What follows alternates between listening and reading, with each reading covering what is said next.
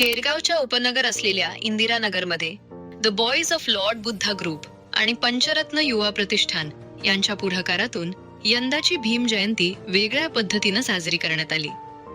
विशेष म्हणजे ग्रुपच्या वतीनं प्रथमच प्रबोधनात्मक व्याख्यानाचे आयोजन करण्यात आले.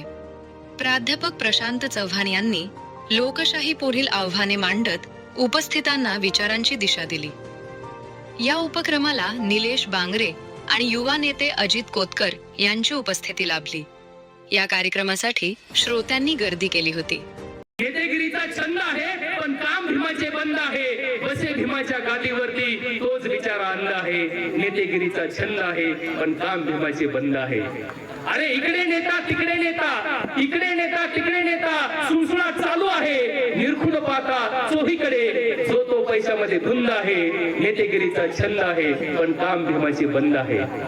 जो आपला प्रतिनिधी पैशासाठी आणि फक्त राजकारणासाठी आपला वापर करतोय त्याला जर आपण मतदान केलं तर आपली लोकशाही धोक्यात येणार आहे. आणि म्हणून माझी सर्वांना विनंती आहे की बाबासाहेबांची लोकशाही जर जागृत ठेवायची असेल तर आपण अशा चांगल्या लोकप्रतिनिधी निवडून द्या की जो बाबासाहेबांच्या विचाराचा प्रसार आणि प्रचार करेल.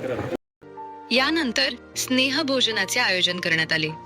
शेकडो नागरिकांनी एकत्र येत सहभाग नोंदवला आणि सामाजिक ऐक्याचा संदेश दिला.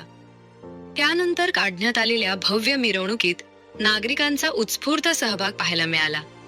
डीजेचा कडकडाट, भीम गीतांचा नाद आणि जय भीमच्या घोषणांनी परिसर दुमदुमला.